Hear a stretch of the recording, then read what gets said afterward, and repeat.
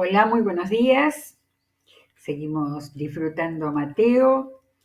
Y bueno, la idea de disfrute es porque es la palabra del Señor, porque vemos a Jesús moviéndose y teniendo una mirada como de más arriba de todo lo que hizo, con quien hablaba, la manera en que nos ha contado Mateo, que a tantos sanó y liberó, y bueno, todo lo que Mateo a ver, no sé si está bien decir, en un libro muy generoso de contar lo que vio, lo que escuchó de Jesucristo. Pero estamos en los últimos días de Jesús y lo que viene ahora ya no es tan grato, es fuerte. Jesús no dejó ni de enseñar a los que no sabían nada o poco de la palabra, ni de corregir aquellas cosas que venían de malas, de malas o prácticas o criterios. Jesús ha sido un maestro excepcional, ¿m?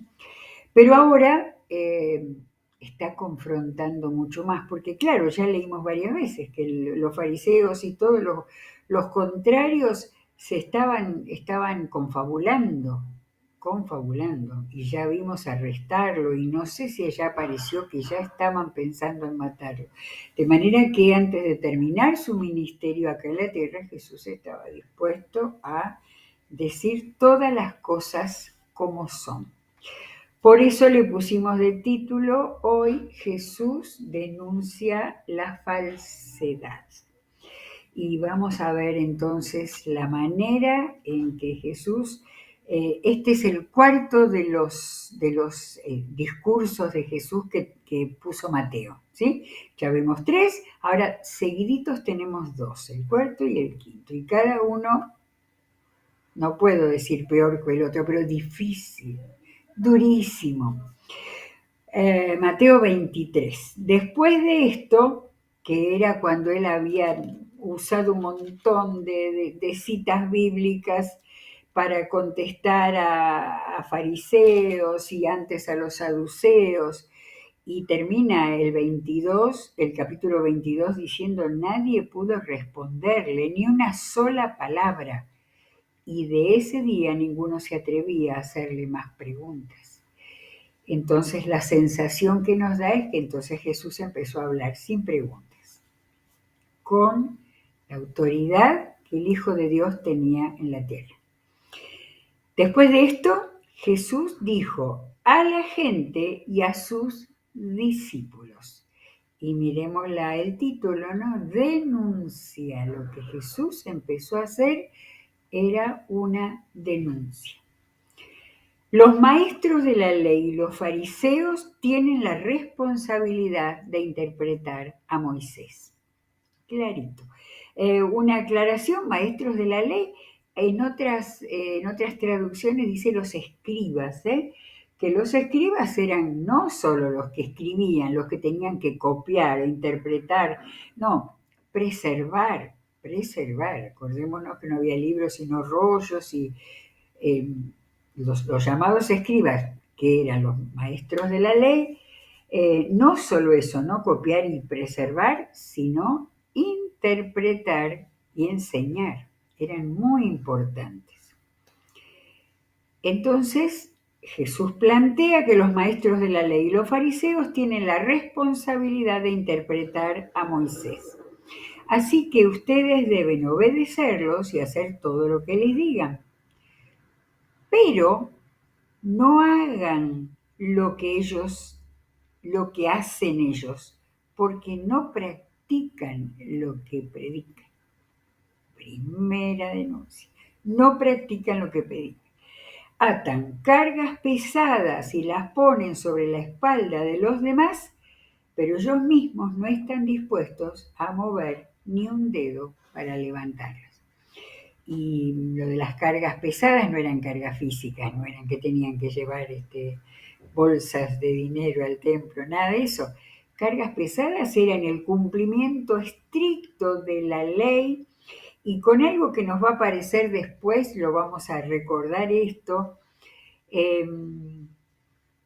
Pero en el tiempo de Jesús, algunas de esas cosas que estaban en la ley, dedicada que el Señor se los dio a ese pueblo analfabeto, con mentalidad de esclavo, que tenía que caminar tantos años hacia la tierra prometida, el Señor le dio leyes sobre todas las cosas de su vida, desde higiene personal hasta las relaciones de unos con otros. Entonces, cuando Jesús dice atan cargas pesadas, da la impresión de quienes estaban haciéndoles cumplir los detalles más ínfimos, ¿no?, de la ley, pero ellos no estaban dispuestos. Jesús dijo, no están dispuestos a mover ni un dedo para levantar esas cargas pesadas. Todo lo hacen para que la gente los vea. Usan filacterias grandes y adornan sus ropas con borlas vistosas. Interesante para nosotros de este tiempo, no podíamos entender. Las filacterias eran unas cajitas chiquititas que se colgaban en la ropa o en los sombreros, que tenían 4 textos bíblicos, o sea, chiquititos, escritos muy chiquititos.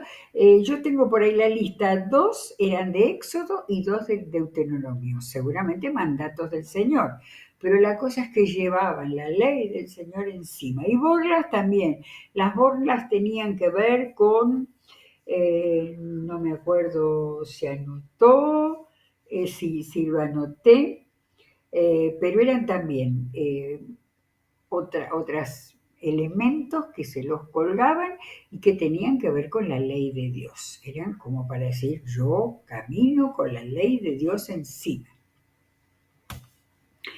Todo lo hacen para que la gente los vea, ¿no? Todo eso. Se mueren por el lugar de honor en los banquetes y los primeros asientos en las sinagogas. Y porque la gente los salude en las plazas y los llamen rabí. Para nosotros rabí es maestro.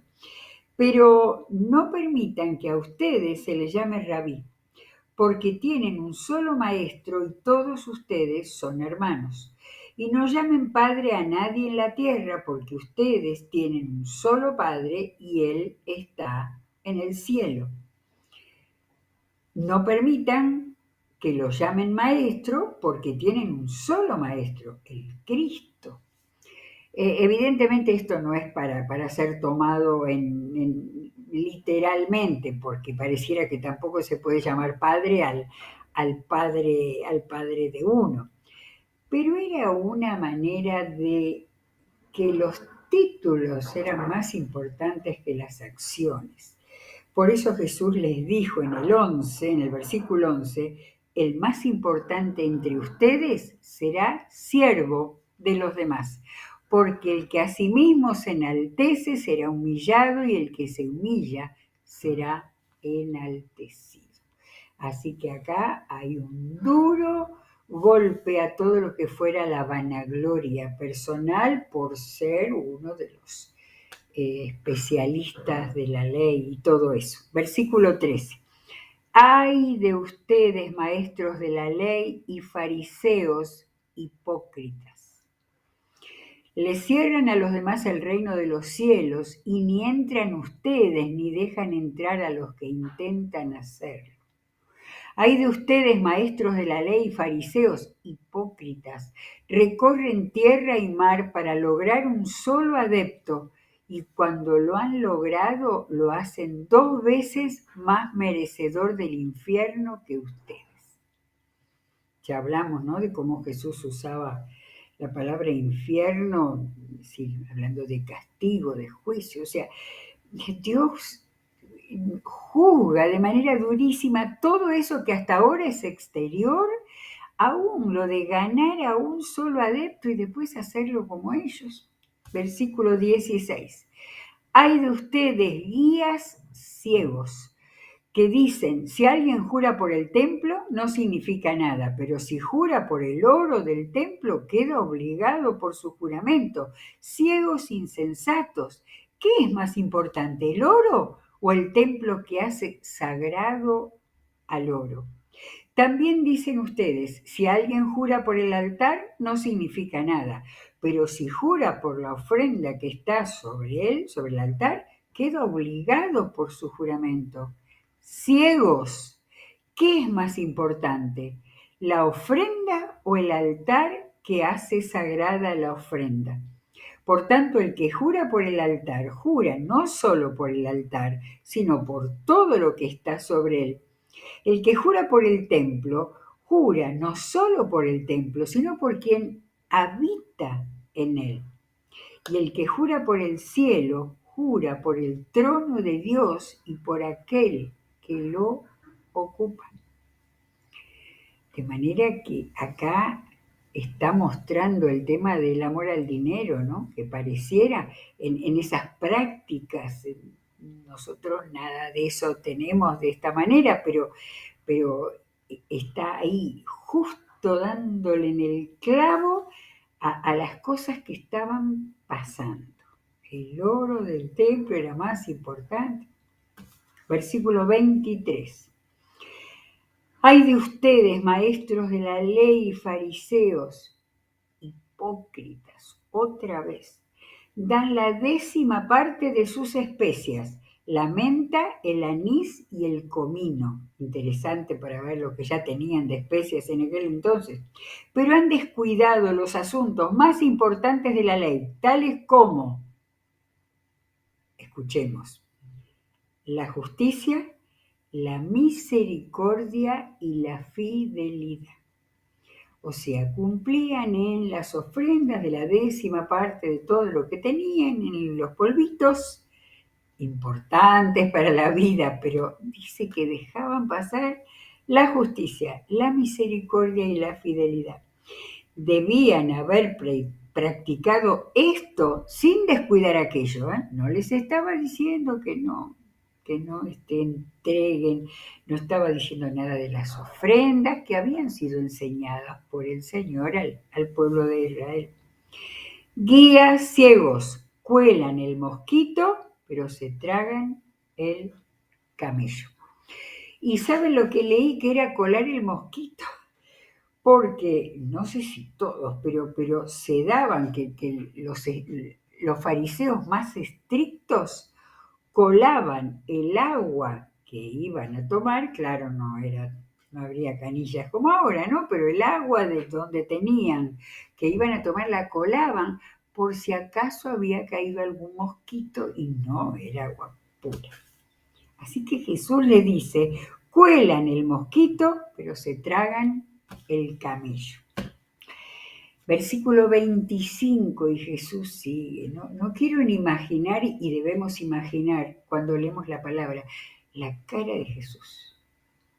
No lo estaba diciendo de una manera así, en un tono igual. Yo lo imagino con mirada dura, con la voz fuerte.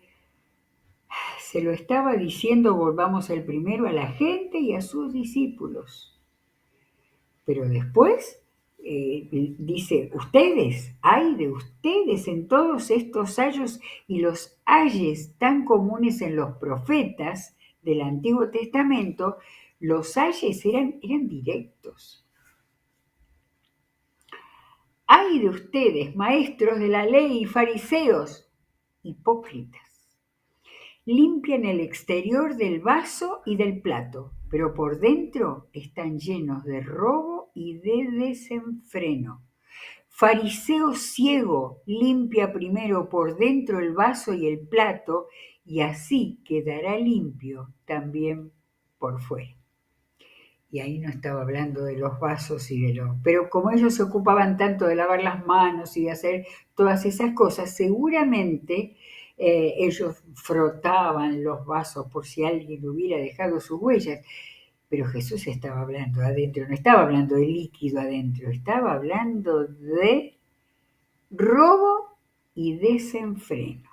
De manera que estaba uniendo aquel aspecto físico, pero estaba hablando de la realidad espiritual de lo que estaba pasando. Seguimos, 27 de nuevo. ¡Ay de ustedes, maestros de la ley y fariseos, hipócritas, que son como sepulcros blanqueados! Por fuera lucen hermosos, pero por dentro están llenos de huesos de muertos y de podredumbre. Qué bueno es la búsqueda, por ejemplo, Biblia Estudio. Mi Biblia Estudio explica, porque eso, bueno, lo de los sepulcros blanqueados por higiene, algo así, no, había una ley en el libro de Números 19 que hablaba de las purificaciones y decía, quien al pasar por un campo toque el cadáver de alguien que haya sido asesinado o que haya muerto de muerte natural, o toque huesos humanos o un sepulcro, quedará impuro 7 días. De manera que, para cumplir esa ley, los sepulcros estaban todos pintados de blanco para que al pasar no debían ser muy cerrados los cementerios, o quizás había sepulcros sueltos, estaban blanqueados para que de noche uno los viera y no quedara impuro. Pero les está diciendo, por fuera dan la impresión de ser justos, pero por dentro están llenos de hipocresía y de maldad. No podía haber sido más fuerte. Hipocresía ya se lo dijo, maldad agregaba un escalón más. 29. ¡Ay de ustedes, maestros de la ley y fariseos, hipócritas! Construyen sepulcros para los profetas y adornan los monumentos de los justos. Y dicen, si hubiéramos vivido nosotros en los días de nuestros antepasados, no habríamos sido cómplices de ellos para derramar la sangre de los profetas. Pero así quedan implicados ustedes al declararse descendientes de los que asesinaron a los profetas. Completen de una vez por todas lo que sus antepasados comenzaron. Y Jesús los acusó de falsamente haber dicho que no eran cómplices de aquellos para derramar la sangre de los profetas. Y acá un poquito más. Serpientes, les dijo, camada de víboras, ¿cómo escaparán ustedes de la condenación del infierno? Por eso yo les voy a enviar profetas, sabios y maestros. Yo pensaba, Jesús estaba anticipando lo que iba a pasar con la iglesia. Con la iglesia, profetas, sabios y maestros, seguidores de Jesucristo y de su doctrina, ¿no? Algunos de ellos, estos profetas, sabios y maestros, ustedes los matarán y crucificarán. Así fue al mismo Pablo. No, perdón, creo que Pablo no es seguro cómo murió, me parece, pero sí se dice de Pedro, la tradición, los escritores de los primeros tiempos. A otros los azotarán en sus sinagogas y los perseguirán de pueblo en pueblo. Ya tenemos en el libro de los Hechos y en las cartas. Así recaerá sobre ustedes la culpa de toda la sangre justa que ha sido derramada sobre la tierra, desde la sangre del justo Abel hasta la de Zacarías, hijo de Berequías, a quien ustedes asesinaron entre el santuario y el altar de los sacrificios. Acá hay que ir a mirar el Antiguo Testamento. Jesús está haciendo algo muy interesante que cuando uno busca en las notas, bueno, primero dice que será derramada la sangre justa, lo que será la culpa de toda la sangre justa que ha sido derramada desde la sangre del justo Abel, el hermano de Caín, el primer muerto del relato bíblico que tenemos, injustamente, hasta la de Zacarías, a quien ustedes asesinaron, ustedes les dice, entre el santuario y el altar de los sacrificios. Y esto muestra un recorrido muy interesante que hace el Señor, desde Abel el primero hasta el... No sé si, no es realmente el último, pero es alguien que lo encontramos, esta muerte, en el libro de Segunda de Crónicas, que es el último de los libros que cuentan la historia de los reyes. Y que, por ejemplo, las Biblias católicas, las que han seguido el orden de la Biblia hebrea, entonces los libros de crónicas no están pegados a Samuel, Reyes y Crónicas como lo tenemos nosotros, sino que lo tienen en orden cronológico, más adelante en la Biblia, junto con Esdras, Nehemías y Daniel. También el profeta Daniel figura separado porque todos ellos son después de la vuelta del exilio. Entonces, interesante eso de ver. La Biblia hebrea tenía esa separación y las Biblias evangélicas han puesto juntos, quizás por que estuvieran todos seguidos, primera, segunda Samuel, primera, segunda Reyes, primera, segunda de Crónicas. Pero vamos a ver el relato en segunda de Crónicas 24. Dice el Espíritu de Dios, miren, desde el 20, el Espíritu de Dios vino sobre Zacarías, hijo del sacerdote Joiadá, y presentándose ante el pueblo, declaró: así dice Dios el Señor, ¿por qué desobedecen mis mandamientos? De ese modo no prosperarán. Como me han abandonado, yo también los abandonaré. Entonces el Espíritu del Señor vino sobre Zacarías, y dice en el 21, pero ellos conspiraron contra Zacarías y por orden del rey lo mataron a pedradas en el atrio del templo del Señor.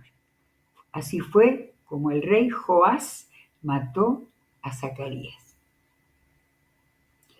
De los últimos reyes, Crónicas tiene 36 capítulos y termina con la caída de Jerusalén. De manera que estábamos acá en los últimos reyes y hubo ahí una muerte de Zacarías que Jesús les recordó, y seguramente ellos, muy conocedores del Antiguo Testamento, lo sabían. Recaerá sobre ustedes la culpa de toda la sangre justa que ha sido derramada sobre la tierra, desde la sangre del justo Abel hasta la de Zacarías, a quien ustedes asesinaron entre el santuario y el altar de los sacrificios. Les aseguro que todo esto vendrá sobre esta generación. El capítulo 23 termina con pareciera un llanto del Señor. Jerusalén, Jerusalén, que matas a los profetas y apedreas a los que se te envían. ¿Cuántas veces quise reunir a tus hijos como reúne la gallina sus pollitos debajo de sus alas, pero no quisiste? Pues bien, la casa de ustedes va a quedar abandonada. Y ahí Jesús, ahora viene el capítulo 24 con las señales del fin del mundo y de todo lo que iba a pasar en adelante. Y acá Jesús le dice, la casa de ustedes va a quedar abandonada. No recuerdo cuál de los evangelistas que escribieron los evangelios, pero quizás no era en este momento, pero Mateo no puso acá cuando dice, y Jesús lloró sobre Jerusalén. Pero este es un lamento sobre Jerusalén, un lamento terrible, diciéndole que matas a los profetas y apedreas a los que se te envían. ¿Cuántas veces quise reunir a tus hijos como reúne la gallina sus pollitos debajo de sus alas, pero no quisiste? Y termina este duro capítulo 23 y les advierto que ya no volverán a verme hasta que digan, bendito el que viene en el nombre del Señor. Me preocupó porque ya esto había sido la frase en la entrada triunfal de Jerusalén, que la teníamos algunos capítulos más atrás. Y busqué en Lucas, pero hay también un uso, es decir, es como si Jesús usaba eso. Realmente Jesús iba a entrar de nuevo en Jerusalén, cuando ya ahí lo iban a apresar y matar. Quizás él se estaba refiriendo a eso. Y también sabemos que muchas de las dichos y enseñanzas de Jesús muestran, comparando los distintos evangelios, que repetía algunas de las frases que él decía. A mí me hace pensar más cuando les dice que no volverán a verme hasta que diga, bendito el que viene en el nombre de Jesús, entrando en Jerusalén, por la última entrada a Jerusalén. Bueno, yo creo que ya estamos porque necesitamos respirar de este capítulo 23 y ahora viene el último de los mensajes, de los discursos de Jesús de Mateo. Recordamos que eran 5, que el primero fue el Sermón del Monte y después los de enseñanza en relación con los distintos temas, especialmente con los del discipulado. Apuntando a que aquellos que lo estaban siguiendo realmente entendieran lo que significaba ser discípulo del Señor. Leo el comienzo del 24 para que nos quede ahí picando para seguirlo en la próxima. Jesús salió del templo, porque eso, a ver, yo no me fijé si estaba diciendo en el templo, no. Dice, el 23 comienza diciendo, le dijo a la gente y a sus discípulos. Pero acá, el 24 empieza diciendo, Jesús salió del templo y mientras caminaba, se le acercaron sus discípulos y le mostraron los edificios del templo. No sabemos cuál era el peso o el comentario, pero quizás le dijeron, qué hermoso Señor, está el templo de Jerusalén, que ha sido reconstruido. Pero, porque hay un pero él les dijo, ¿ven todo esto? Les aseguro que no quedará piedra sobre piedra, pues todo será derribado. Y ahora viene el comienzo, que lo vamos a dejar acá. Más tarde estaba Jesús sentado en el monte de los Olivos, que hemos visto donde quedaba al este de la ciudad, cuando llegaron los discípulos, y ahí vino la conversación, la pregunta que él hizo que largamente les hablara de 2 o 3 de los sucesos que tenían que ver con el futuro. ¿Sí? Y vamos a tratar en la próxima de desentrañar, a ver, cuando hablaba de la destrucción de Jerusalén y cuando hablaba del fin con la segunda venida del Señor. De manera que vale volver a leer todos los pasajes que hemos leído anteriormente para ir entendiendo cómo Jesús estaba absolutamente comprometido en mostrarles, en enseñar, en corregir. Esto de hoy que pusimos que Jesús denuncia toda la falsedad religiosa, sobre todo, era, no sé si los maestros de la ley, los escribas, los fariseos se iban a arrepentir, pero al menos sus discípulos y la gente que los seguía iban a entender ese mensaje tan claro, que en el reino de Dios y en el seguir a Jesucristo no cabe la hipocresía, no cabe el hacer pasar como justo algo que es injusto, algo que no es verdadero. En el Antiguo Testamento tenemos tanto en las palabras de los profetas por parte de Dios hablar acerca de la verdad y de la justicia.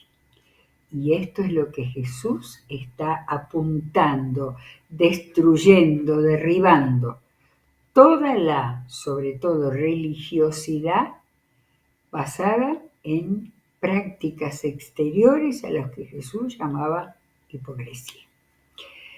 Que Dios nos muestre, trabaje en nosotros, nos llene de conocimiento y sabiduría para poder ver, entender y seguir fielmente su verdad y su justicia.